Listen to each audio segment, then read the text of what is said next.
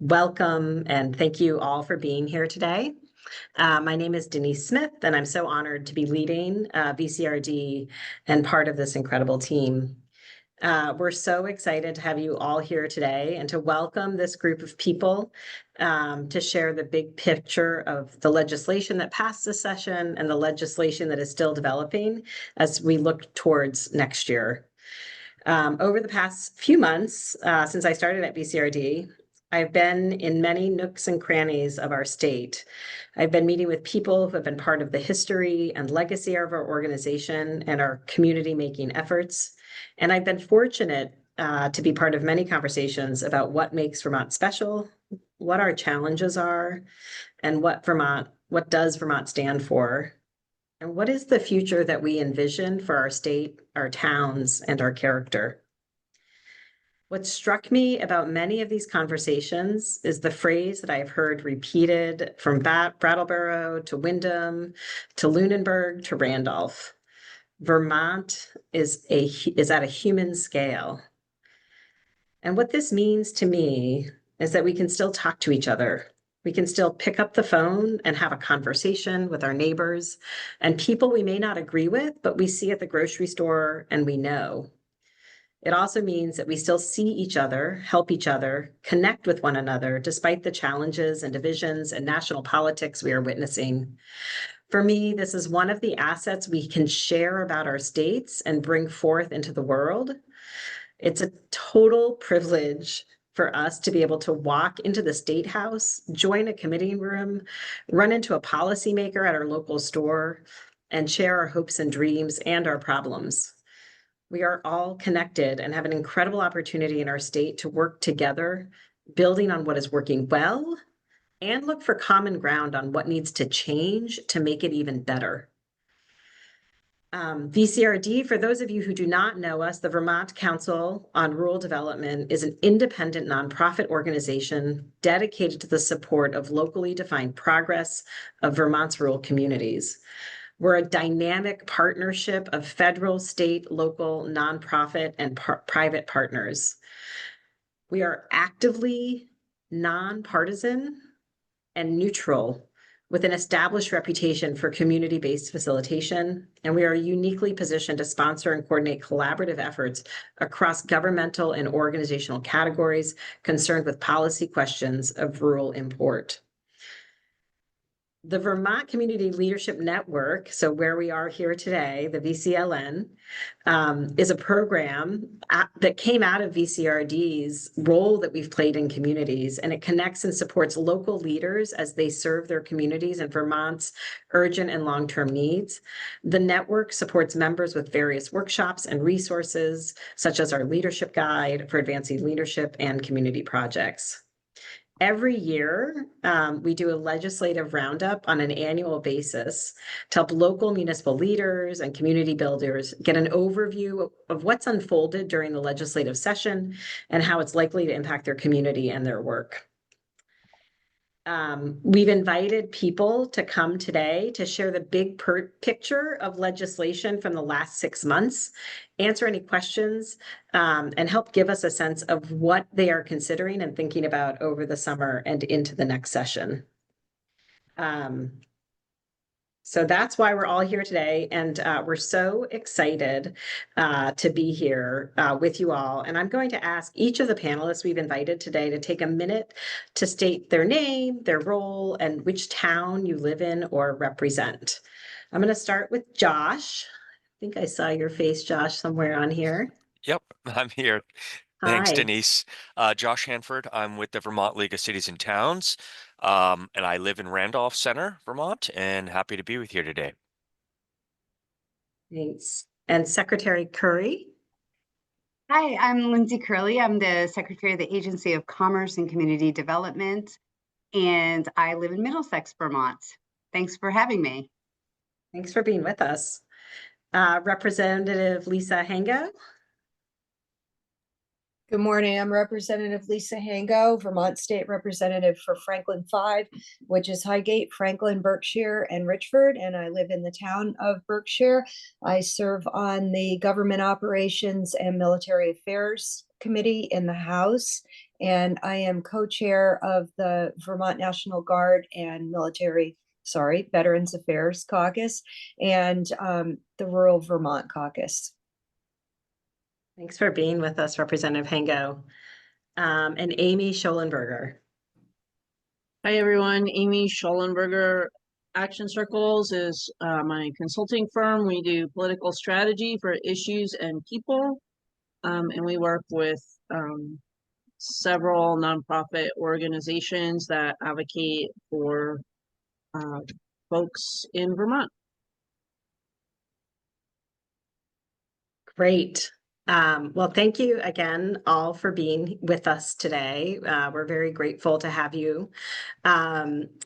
I am going to I'm going to ask a couple of questions, and we can go in order, and I'm happy to call on you, whatever works best. And then we're going to go into some breakout rooms for the second part of this call today. The first question that I have is, what are 2 pieces of finalized or developing legislation that came out of this session that you want this audience to know about? And can you describe how they'll impact rural Vermont? I'm happy to start with, we'll start with Josh again. Sure. Thanks. So what I want to talk about is what happened in the housing world, I guess I would say, or infrastructure world. The big omnibus housing bill this year, S127, had a number of great things in it, but the highlight, really, in our opinion, is CHIP, the Community Housing and Infrastructure Program. Folks have heard about TIF before, Tax Increment Financing. This is a mini TIF or a project-based TIF that allows the infrastructure to be funded and paid for by the growth of the new property taxes, the grand list growth from the housing that was built. What I want to say just real quickly about this is we really see this as the first real plan for growth for rural Vermont. There's been a lot of legislation over the last few years that sort of, require a certain number, density or preemption of zoning, or give you Act 250 exemptions. But all that was really sort of aspirational and not as effective without something that actually builds the infrastructure to build at the scale of housing that we need and that we want. So this is transformational. It's it's a pay-as-you-grow model, which doesn't require local property tax increase or fees, and also doesn't require new appropriations, which are becoming ever so scarce from the legislature, the general fund. So it's really a game changer for municipalities of all sizes to really realize the growth they want for housing by financing the infrastructure in a way that we can afford to pay as we grow. Was it two items that you wanted, or what? Two? Yeah, okay. but that was I know that was a big one on your list this year. I'll go real quick. Another one that sort Okay. of relates obviously to municipalities is it's sort of building off a couple years, the local option tax, which I think there's about 37 municipalities now that have adopted. Last year, or the year before last, there was a legislation that allowed any municipality to adopt a 1% local option tax for rooms, meals, alcohol, sales tax, one or all three. And then this year, there was a revision to the formula because that 1% local option tax, the state was still keeping 30% of that to help pay for the payment in lieu of taxes where there's state property to help pay a payment in lieu of taxes. Well, that revision was changed to 25%, 75%. So municipalities are able to keep 5% more of their 1% local option tax. It might not sound like a lot, but in some communities, that's an additional $500,000 in their budget. And many municipalities use that to pay for things like their downtown improvements or their rec department, really worthy causes. And there is built up a surplus in that fund that we think could be in the future really beneficial to municipalities to receive those refunds and really help address their needs, since we're seeing a scarcity of resources coming from the federal level or state coffers. And so really allowing municipalities to better meet their needs through their own tax revenue is important for municipalities. Thank you so much, Josh. Lindsay, what would be your answer to this question? I was also going to talk about the housing bill. So let me see if I can pivot pretty quickly here. I guess I could talk a little bit about yesterday, the governor had a signing for S51, which is some really meaningful tax relief to Vermonters. And, you know, while we're talking a lot about affordability and where rising costs hit especially hard, to all Vermonters, retaining residents is really a growing challenge and getting people to come to our state. So by expanding the child tax credit and the earned income tax credit and Social Security income exemptions, the bill helps working families and seniors and low to moderate income earners stretch their dollars further, especially in places where wages are lower and access to services are limited. Another thing the governor has worked for a very long time to do is to exempt military retirement income. So this bill exempts up to $125,000 of military retirement income, which helps rural communities attract, or any community in Vermont, but I know we're really trying to focus on the rural communities as well, but attract skilled working age veterans who often retire young, and they can fill critical workforce gaps. They come to us very skilled with great work ethic. And so this is an economic development and a demographic tool, in my opinion, and it offers stability and workforce support in areas where we really need it at a time where we have an aging demographic and a shrinking labor pool. So overall, this tackles affordability and out-migration. So I'd say that is definitely one to be talking about. I guess I would also say, let me think. If I think about, let me think. Oh boy. The workforce development bill, not sure the number, but it does send money to the Vermont SBDC to support entrepreneurs, especially in rural and economically challenged regions of the state, with professional assistance, starting and growing a business. So that's very important to us. That's a very helpful service to Vermont entrepreneurs.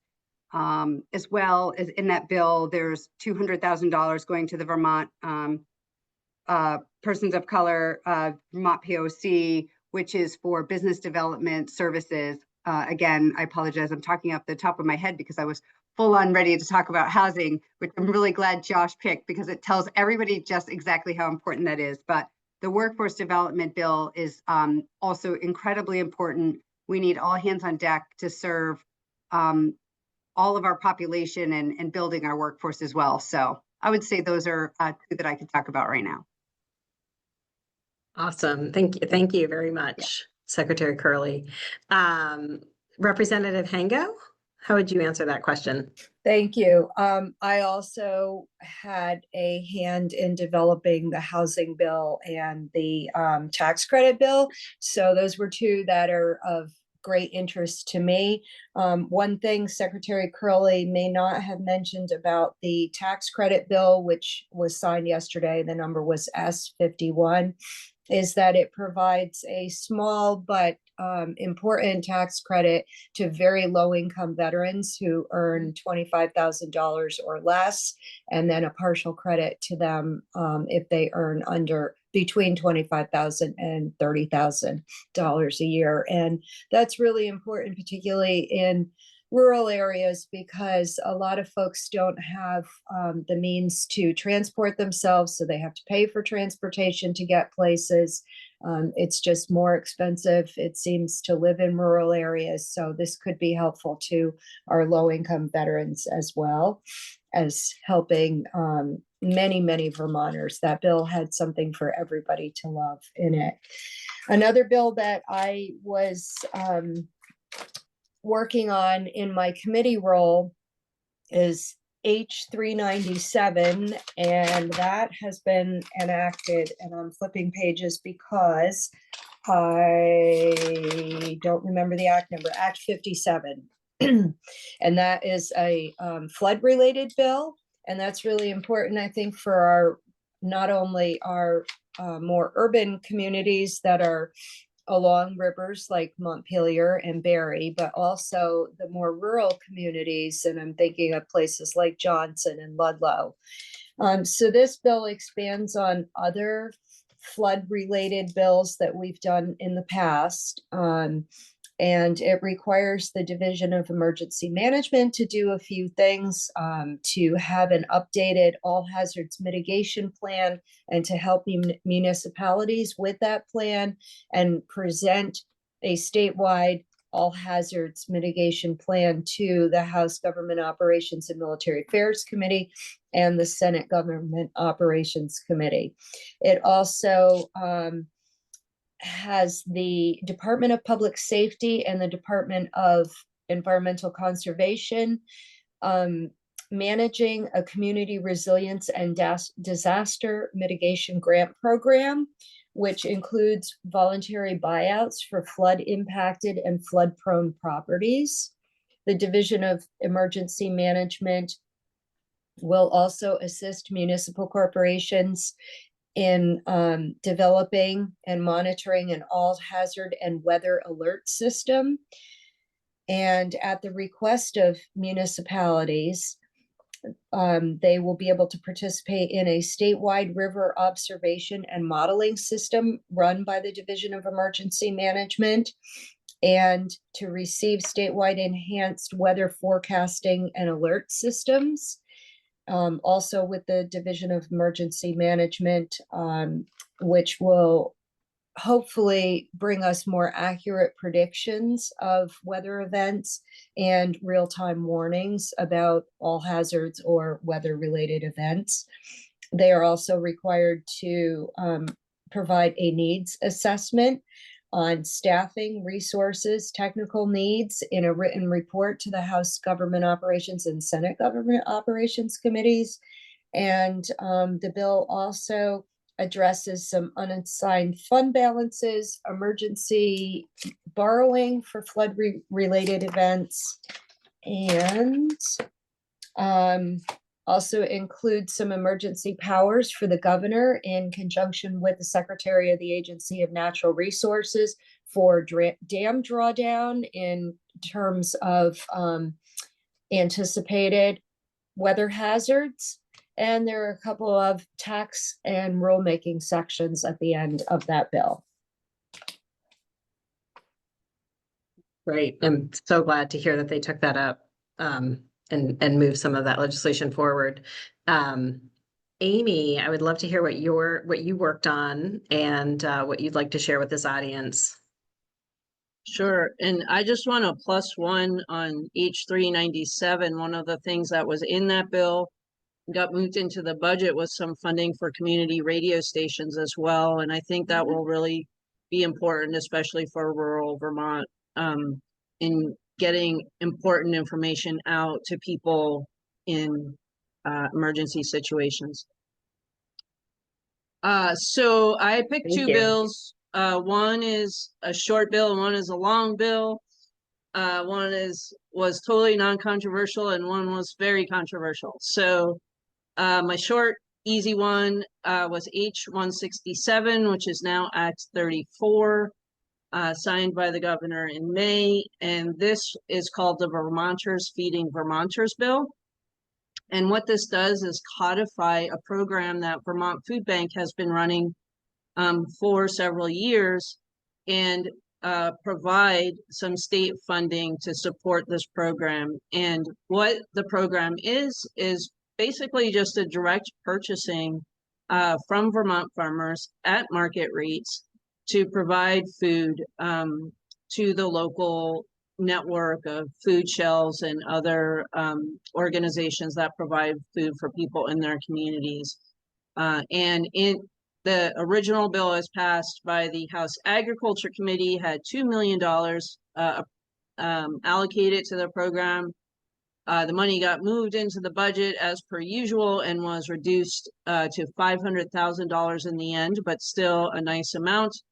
And that is something that I think is very exciting and benefits farmers because it provides a market, an institutional market that is a forward planning market. So the food bank contracts with farmers ahead of the season to purchase the food, like a giant institutional CSA.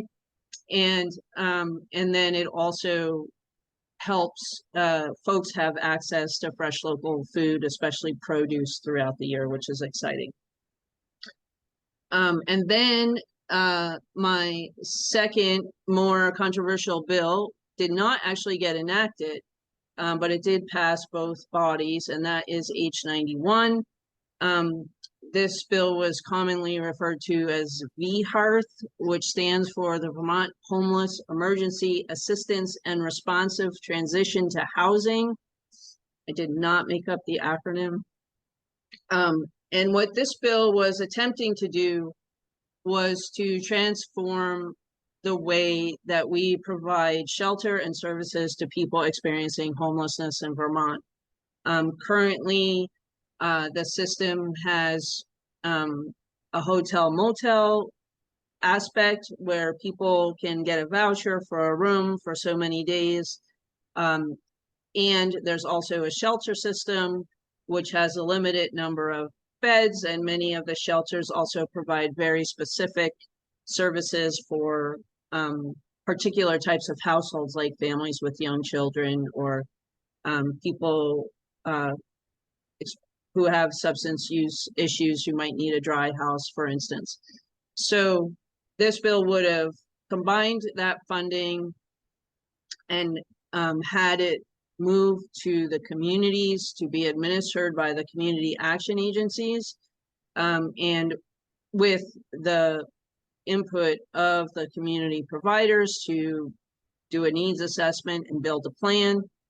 And there were a lot of things in this bill that many people liked, and there were a few things that some people really didn't like, including the governor, which is why he vetoed the bill. And his main contention that he expressed was that it was continuing to spend more money than he would like to allocate to this issue.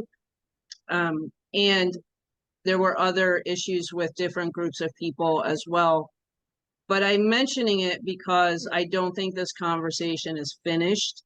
It was not a partisan division, so to speak, in the legislature. The vote in the Senate was pretty much along party lines, but in the committees, it was a mixed bag of people supporting, and in the House, it was a more dispersed vote with some people from all the parties voting for the bill. So I think this discussion will continue in the coming years. Not sure how it will play out, but it remains to be seen.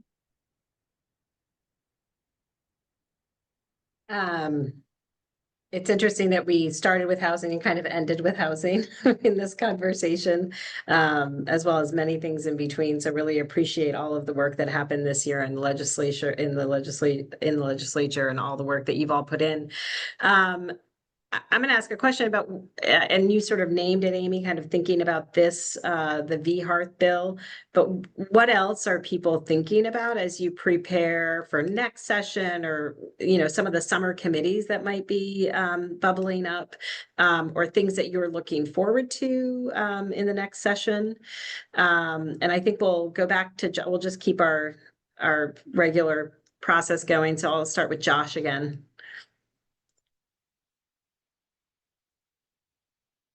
Come on. There we go. There you go. Yeah, you know, and also seeing some questions pop up in the chat. I think that one of the sort of concerns or themes right now is maybe we're going to be receiving reduced federal funding. In the legislature and the governor, in some ways, planned for that. They did put some contingency funding in the budget. They put a contingency process to meet out of session to deal with emergencies that may come up and decisions that may need to be made. So I see some questions along those lines in there, in the chat. You know, it's clearly not going to make up the amount of money that the federal government usually puts into Vermont's budget, which is almost a third of our budget, as I understand it, is from federal sources. A third of our $9.1 million budget. $1 billion budget. So we can't quite make up that difference, but there is a process in place to deal with unexpected challenges and prioritization of money. There was also some new money put in this session that I think is also under different times, maybe something that people really talked a lot more about. I see another question in the chat about infrastructure. There was a new infrastructure revolving loan fund that was funded and largely supported, non-controversial. It ended up being $7.5 million was in the budget. I think the governor asked for 9.1 originally, so great sort of compromise there.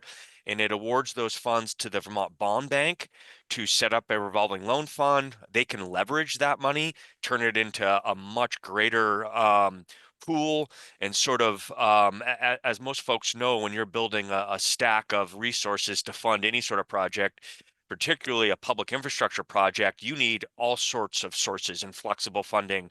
And this will be one that could be added to the mix, including local bonding, including the CHIP program, including other grants and fees and revenue. So that's, I think, going to be important for our future, that we have flexible funds that can use in different ways to help meet our local needs, and especially in the infrastructure world. You know, one of government's key responsibilities is to help support infrastructure, so everyone can benefit, lifts all boats. And I think there was a conscious effort by the legislature, the governor, lots of folks to really focus on infrastructure this year. And I'm excited to see how that plays out. The work isn't done. We have to, make sure we have the consultants and the workforce to deliver, and that communities have the support to sort of get through these complicated financial sort of tests and whatnot, to use these funds. But that's important work that sets literally the foundation for many future generations of Vermonters, young and old, rural and urban, to be successful. So I'm excited to see how that sort of plays out.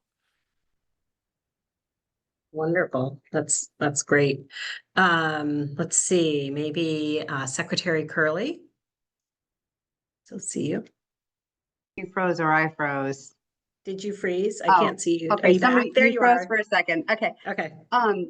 Just building on that again, I think we're all, talking about housing, but, I want to just kind of bring this into sort of the full picture here.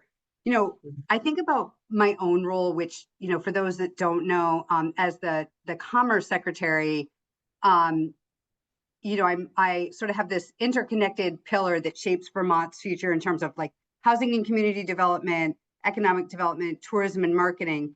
In simple terms, that just means that we're supporting the foundation of healthy, vibrant communities where people live and work and build their lives. And so in the past, I might have said housing is our greatest barrier to economic growth.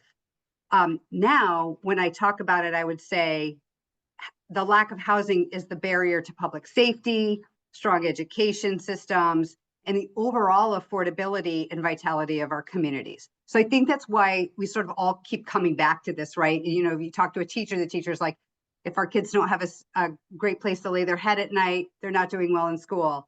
If we have problems on the streets, it's because people don't have a place to put their head at night. It just seems to keep coming back to that. So when I think about us looking forward, looking back, we have 3 years of really great movement in terms of the housing. And, we've invested and we've innovated and we've reinvigorated and we've reformed. We've done things to try to move the needle on the housing, but we have to triple our output. And everybody on the line is seeing this, whether you're seeing people who can't, take a job because they can't find a place to live, or there's more homelessness in your community. We are all seeing this. And so as I think about the next session and what we're going to work on, we are going to continue to work on things that we were not successful on in the past couple of years, that will continue to reduce the things that are throwing up the barriers to bringing housing online.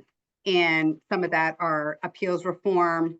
Right now, it's really easy for one individual to stall a project. So that's an area we want to really dig in on.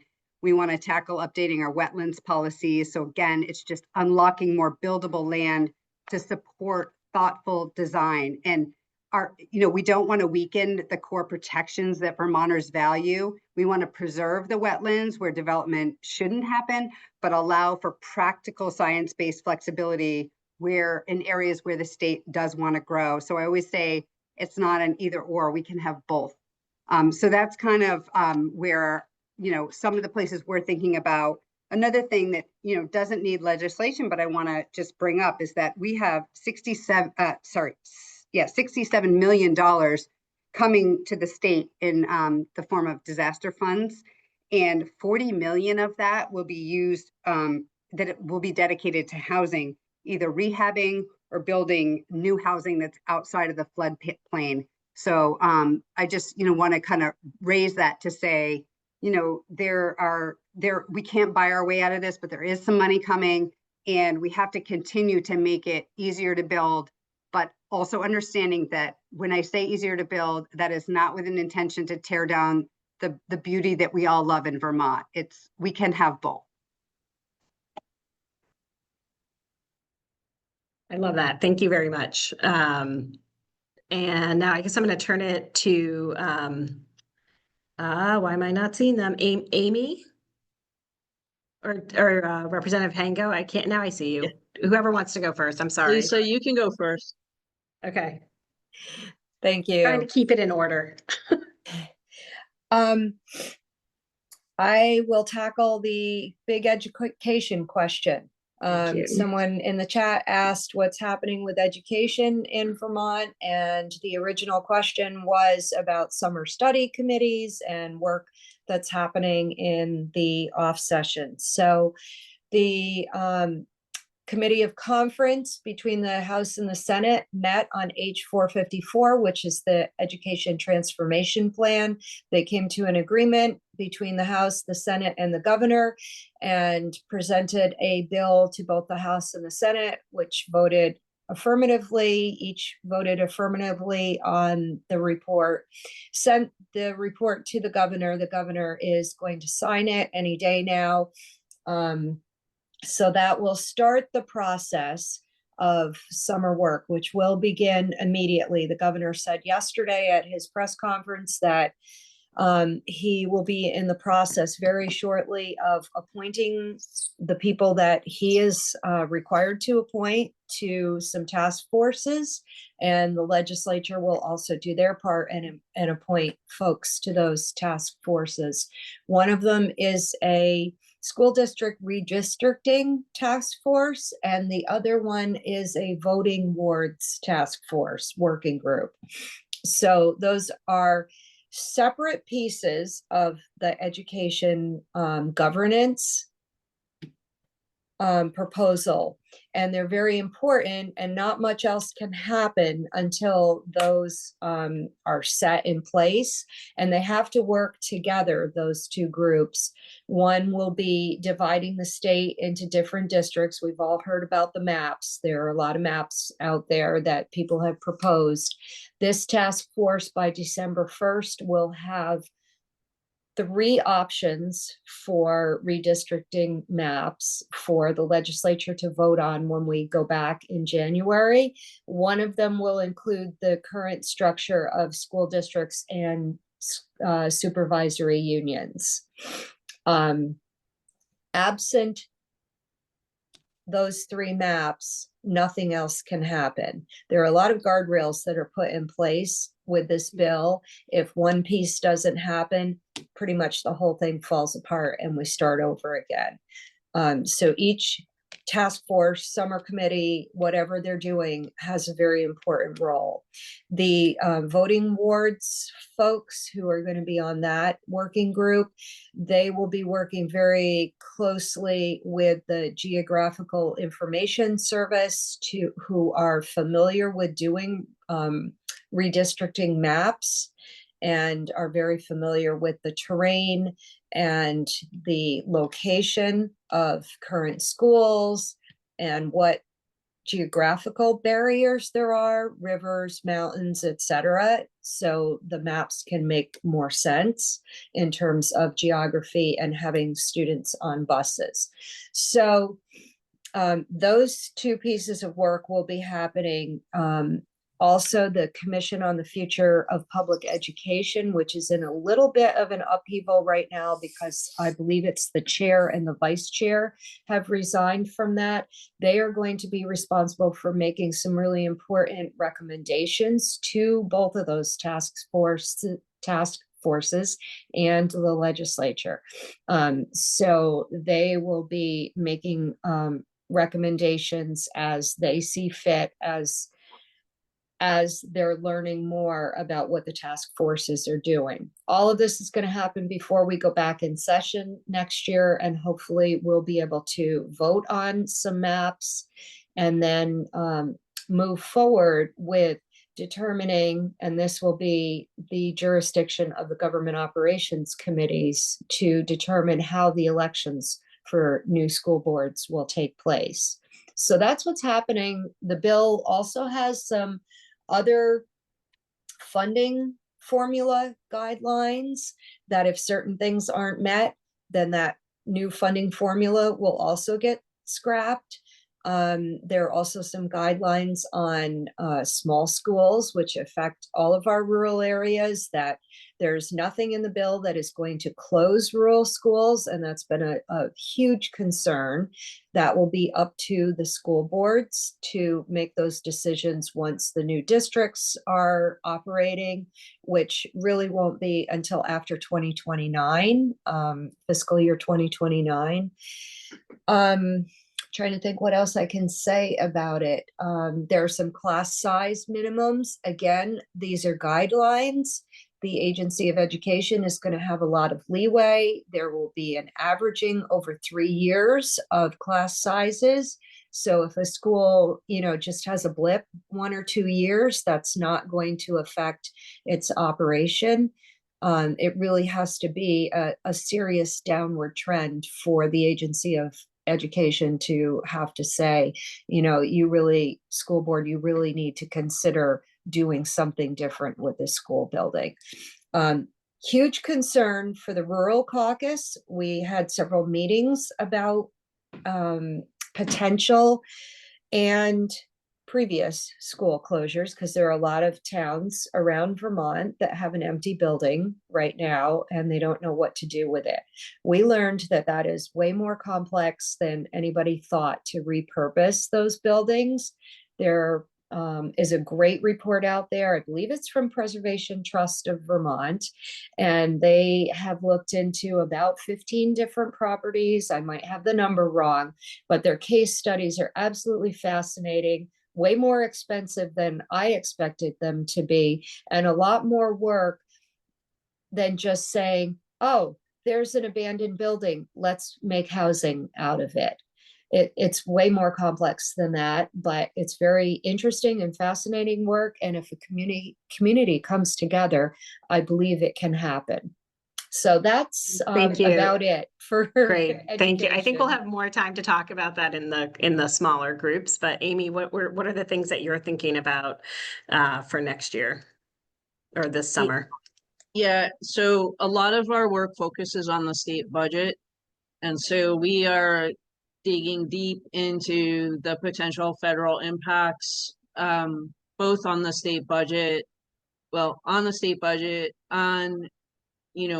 the people of Vermont and their families, and also in the direct service community, because Vermont has a model of public-private partnership for providing state services to people. So there are many community service providers that get direct federal funding that doesn't necessarily go through the state budget.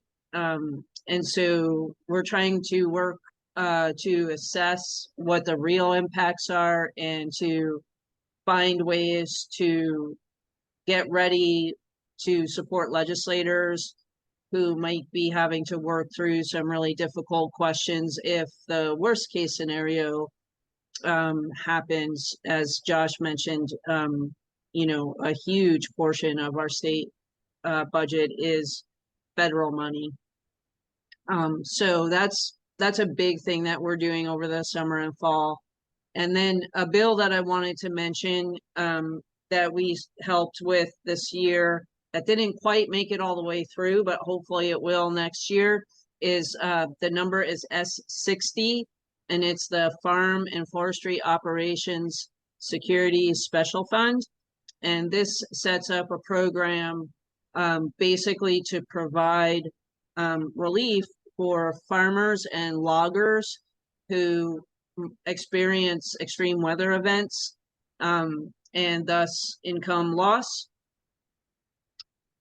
So that was that bill passed the Senate with a unanimous voice vote, and it came across to the House and passed the House Agriculture Committee, and then it went to the House Appropriations Committee towards the end of the session, and they have not yet taken action on it. So that is something that will be coming back. And we work with NOFA Vermont on that bill, but NOFA is leading a coalition of several organizations that are supporting the advocacy work on that bill. And there has been strong support for it. The Agency of Agriculture and the Department for Forest, Parks and Rec testified, with minor concerns, but generally in support of the bill and the idea and having a special program. So just to note that there is already a program that I'm sure Secretary Kurrle could expound on called BGAP that is for all businesses, and including at this point, farms can apply for BGAP funding, but this would be funding set aside particularly for our farms and logging operations that support our working landscape and of course are critical to the underpinning of our Vermont economy, our culture, and also, of course, our food system, which is might become more critical as the federal impacts roll over us. Thank you so much. There's been so many questions in the chat. Really appreciate everybody for everything that you're working on right now. We're a little over time, but hopefully we'll get through our entire agenda and provide plenty of time. Jessica Savage, who's on the VCRD team, is going to come on screen if I can't see you, and help frame up some of the questions that have come through the chat for the panelists. Jess, are you there? Yeah, I'm here. Can you see me? Oh, hi. Now I can hear you. There you Great. are. Great. Nice to see you. Nice to see you. Everybody, hello. I'm Jessica Savage. I'm the Director of Programs and Strategic Initiatives here at VCRD. And yes, we had some great questions in the chat, and good news is the panelists answered most of them already, which is wonderful. So thank you. The question that remains that wasn't answered was about some wastewater funding. Matthew would like to know if there is some wastewater funding that he believes the governor mentioned might be becoming available. I don't know if anybody has any information on that. Lindsay? Josh had mentioned a few minutes ago about the revolving loan fund that would be going to the municipal bond bank. That is a potential fit, depending on if it's going to be applied for by the municipality. So I'm not sure if that's what was being referred to, but that is one infrastructure option. Mm-hmm. Also through CHIP, if it's going to benefit housing, that could be a fit there. So it really would depend on sort of the context, I guess, behind it. I'm not sure if you want to whoever asked the question wants to clarify a little bit more, we might be able to tackle it, or we might get back to you.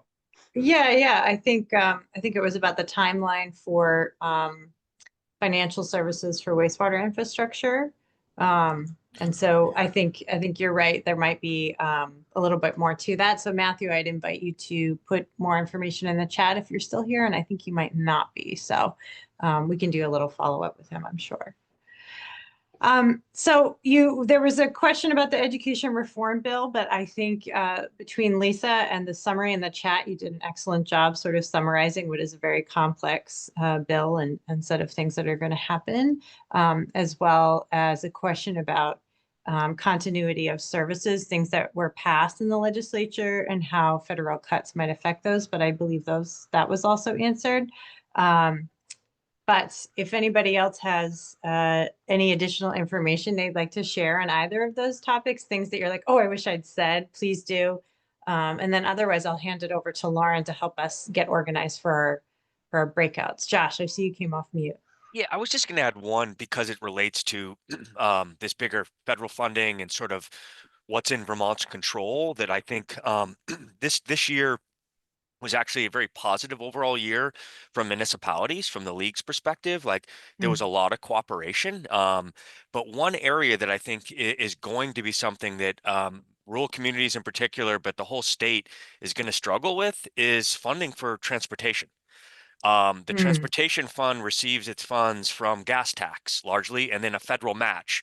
Both of those are in jeopardy at this point. The federal match, we know why, but we are driving less gas vehicles and they're getting better efficiency. So like we are policy wise achieving our goals, but we're losing our resources and are trying to adapt to a new reality. And that's going to be, I think, a pain point for us, and in particular rural Vermonters that have to drive a lot more, perhaps.